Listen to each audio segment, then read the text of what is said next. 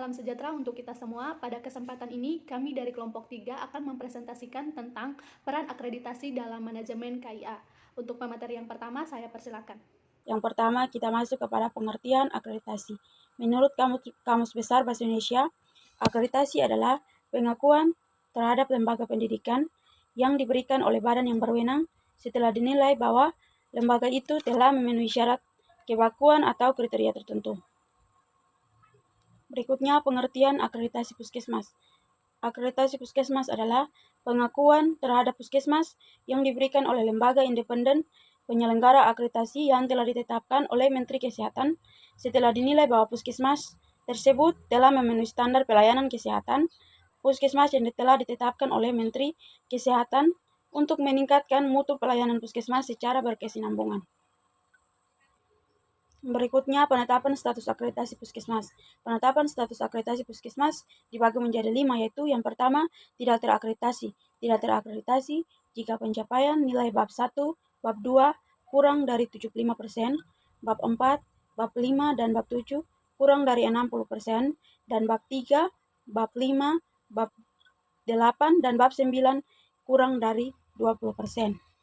Yang kedua, terakreditasi dasar. Terakreditasi dasar jika pencapaian nilai bab 1, bab 2 kurang sama dengan 75%, bab 4, bab 5, dan bab 7 sama dengan 60%, dan bab 3, bab 6, bab 7, dan bab 9 sama dengan 20%. Yang ketiga, terakreditasi madya. Terakreditasi madya jika pencapaian nilai bab 1, bab 2, bab 4, dan bab 5 sama dengan 75%, bab 7 dan bab 8 sama dengan 60%, dan bab 6 dan bab 9 sama dengan 40%. Yang keempat, terakreditasi utama. Terakreditasi utama jika pencapaian nilai bab 1, bab 2, bab 4, dan bab 5, bab 6, dan bab 7 sama dengan 80%. Dan bab 3, bab 6, dan bab 9 sama dengan 60%. Yang berikutnya, terakreditasi paripurna. Terakreditasi paripurna jika pencapaian nilai semua bab sama dengan 80%. Berikutnya adalah tujuan utama akreditasi puskesmas. Berdasarkan Permenkes nomor 46 tahun 2015, dijelaskan bahwa tujuan utama akreditasi puskesmas adalah untuk pembinaan peningkatan mutu kinerja melalui perbaikan sistem yang berkesinambungan terhadap sistem manajemen mutu, dan juga sistem penyelenggaraan pelayanan dan program, serta penerapan manajemen risiko, dan bukan hanya sekadar penilaian untuk mendapatkan sertifikasi akreditasi. Lalu, manfaat akreditasi puskesmas itu, yang pertama, memberikan keunggulan kompetitif. Yang kedua, memperkuat kepercayaan masyarakat terhadap fasilitas pelayanan kesehatan. Yang ketiga, menjamin diselenggarakannya pelayanan kesehatan primer kepada pasien dan masyarakat. Yang keempat, meningkatkan pendidikan pada staf pelayanan kesehatan primer untuk memberikan pelayanan terbaik bagi masyarakat. Yang kelima, meningkatkan pengelolaan risiko, baik pada pelayanan pasien, baik di puskesmas, maupun pada pelayanan penyelenggaraan upaya puskesmas pada masyarakat. Yang keenam, membangun dan meningkatkan kerja tim antar staf pelayanan kesehatan primer. Yang ketujuh, meningkatkan reliabilitas dalam pelayanan, ketertiban pendokumentasian, dan konsistensi dalam bekerja. Kedelapan, meningkatkan keamanan dalam bekerja. Selanjutnya ada standar dan instrumen akreditasi puskesmas. Standar dan instrumen akreditasi puskesmas berdasarkan versi kedua 2019, yaitu terdapat 5 bab. Bab pertama mengenai kepemimpinan dan manajemen puskesmas, yang di dalamnya terdapat 8 standar, yaitu perencanaan, akses, ketersediaan sumber daya, manajemen fasilitas keselamatan dan lingkungan, manajemen sumber daya manusia termasuk K3, penggerakan dan pelaksanaan puskesmas, kerjasama pihak ketiga, dan pengawasan, pengendalian, dan penilaian kinerja. Untuk bab 2 ada penyelenggaraan upaya kesehatan masyarakat atau UKM. Di dalamnya terdapat 7 standar, yaitu perencanaan pelayanan UKM dilaksanakan secara terpadu, akses pelayanan UKM, kebijakan dan prosedur pelayanan UKM, tata kelola UKM, pembinaan UKM, program Indonesia Sehat dengan pendekatan keluarga atau yang biasa disebut dengan PIS-PK, dan gerakan masyarakat hidup sehat atau GERMAS, pengawasan, pengendalian, dan penilaian kinerja UKM. Bab 3, yaitu penyelenggaraan UKP atau upaya kesehatan perorangan dan penunjangnya. Terdapat 11 standar, yaitu hak dan kewajiban pasien, pendaftaran, asuhan pasien, pelayanan anestesi sederhana, pemberian makanan dan terapi gizi, pemulangan dan tindak lanjut pasien, rujukan penyelenggaraan reka medik, pelayanan laboratorium, manajemen obat dan BMHP, pelayanan radio diagnostik. Bab 4 yaitu Program Prioritas Nasional atau PPN, terdapat 5 standar yaitu penurunan angka kematian ibu dan angka kematian neonatus, program penanggulangan tuberkulosis, peningkatan cakupan dan mutu imunisasi, pencegahan dan penurunan stunting, dan pengendalian penyakit tidak menular dan faktor-faktor risikonya. Bab 5 yaitu peningkatan mutu puskesmas atau PMP, terdapat 5 standar yaitu peningkatan mutu, manajemen risiko, sasaran keselamatan pasien, laporan insiden keselamatan pasien, program pencegahan dan pengendalian infeksi. Selanjutnya ada proses survei akreditasi, yaitu yang pertama, survei akreditasi dilaksanakan selama 3 hari. Yang kedua, jumlah surveyor tergantung pada banyaknya program yang akan diakreditasi. Yang ketiga, survei berdasarkan pada standar instrumen akreditasi. Dan yang keempat, disusun kepada hasil akreditasi yang akan dilaporkan akreditasi puskesmas. Baik, yang berikutnya mengenai mekanisme akreditasi puskesmas.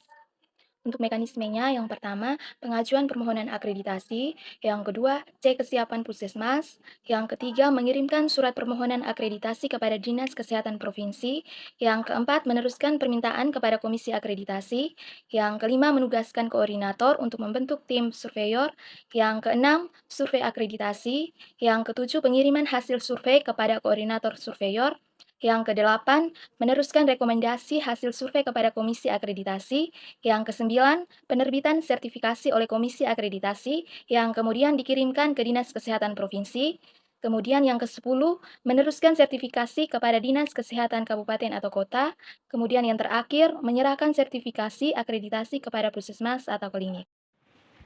Yang berikutnya, peran akreditasi dalam manajemen KIA. Peran akreditasi bagi manajemen kesehatan ibu dan anak yaitu puskesmas memberikan pelayanan kesehatan ibu hamil, pelayanan kesehatan ibu bersalin, pelayanan kesehatan masa sesudah melahirkan, pelayanan kesehatan bayi baru lahir beserta pemantauan dan evaluasinya sesuai dengan ketentuan peraturan perundangan. Kemudian dapat meningkatkan kesehatan ibu dan anak, mengurangi angka kesakitan dan masalah pada ibu dan anak terutama masalah stunting. Dengan begitu dapat menurunkan angka kematian ibu dan angka kematian neonatus. Puskesmas yang sudah terakreditasi artinya puskesmas yang telah memenuhi standar pelayanan, puskesmas yang telah ditetapkan oleh Menteri Kesehatan untuk meningkatkan mutu pelayanan. Oleh karena itu, puskesmas diharapkan untuk menerapkan prosedur standar dengan baik, sehingga pasien merasa puas dengan pelayanan yang diberikan. Selanjutnya adalah ilustrasi peran akreditasi terhadap pelayanan kesehatan ibu dan anak di puskesmas. Salah satu contoh puskesmas yang kami ambil yaitu Puskesmas Diono di Kota Malang. Pada tahun 2019, tepatnya tanggal 14 Oktober, Kementerian Kesehatan melalui Komisi Akreditasi telah menetapkan Puskesmas Diono sebagai puskesmas dengan akreditasi utama, di mana hal ini menunjukkan bahwa dari 15 bab yang dinilai, maka ada 12 bab yang memiliki nilai 80%. Sebagai puskesmas dengan status akreditasi utama, Puskesmas Diono memberikan pelayanan dengan mengutamakan kepuasan keselamatan pasien serta perbaikan yang berkesinambungan melalui peningkatan mutu pelayanan, diantaranya yaitu peningkatan mutu SDM, peningkatan sarana prasarana dalam puskesmas. Kemudian yang kedua adalah peningkatan target program kesehatan masyarakat yang ada di wilayah kerja puskesmas, dan yang ketiga adalah pemberdayaan masyarakat sehingga meningkatkan pengetahuan serta perilaku masyarakat untuk hidup sehat secara merata. Pelayanan kesehatan ibu dan anak yang dilakukan di Puskesmas Diono yaitu diantaranya adalah pelayanan pasien KIA dan KB, meliputi amnesa, kemudian ada pemeriksaan fisik dan rujukan. Kemudian yang kedua adalah pemeriksaan ibu nifas, kemudian yang ketiga adalah pemeriksaan ibu hamil, dan yang keempat adalah pemeriksaan bayi. Ruang pelayanan kesehatan ibu dan anak terdiri dari 2 bagian, yaitu pelayanan kesehatan bayi sehat dan pelayanan kesehatan bayi sakit, di mana pada bayi sakit diberikan pelayanan berupa MTBS atau manajemen terpadu balita sakit, atau MTBM yaitu manajemen terpadu balita muda. Sedangkan untuk bayi yang sehat diberikan 5 imunisasi dasar yang dapat menjaga kesehatan bayi. Pelayanan kesehatan ibu hamil di ruang KIA meliputi pelayanan yang bersifat komprehensif terintegrasi, yaitu melalui pelayanan PMTCT atau Prevention Mother to Child Transmission. Kemudian ada dilakukan screening secara menyeluruh dan teratur, kemudian pemberian imunisasi TT untuk ibu hamil dan wanita usia subur agar mereka terlindungi. Selanjutnya kita akan masuk dalam prosedur kerja di ruang KIA Puskesmas di Noyo. Untuk prosedur yang pertama yaitu petugas menerima rekam medis KIA dari petugas bagian pendaftaran dan rekam medis. Yang kedua yaitu petugas memanggil pasien berdasarkan nomor urut.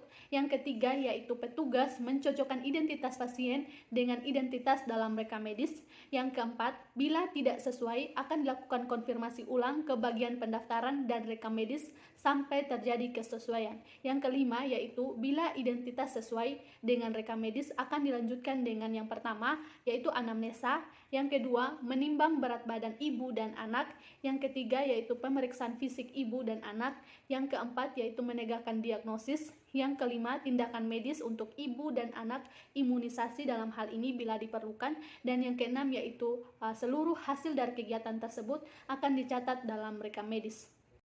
Prosedur yang berikut yaitu apabila pasien memerlukan rujukan akan dilakukan kegiatan rujukan. Kegiatan rujukan dalam hal ini yaitu terdiri dari dua, ada rujukan eksternal dan ada rujukan internal. Adapun rujukan eksternal yaitu bila pasien dirujuk keluar puskesmas, dalam hal ini ada RSUD atau RSUP. Yang kedua yaitu ada rujukan internal, yaitu bila pasien dirujuk ke subunit lain dalam puskesmas, misalnya ada laboratorium, ruang kesehatan gigi, ruang pemeriksaan umum, dan ruang gizi.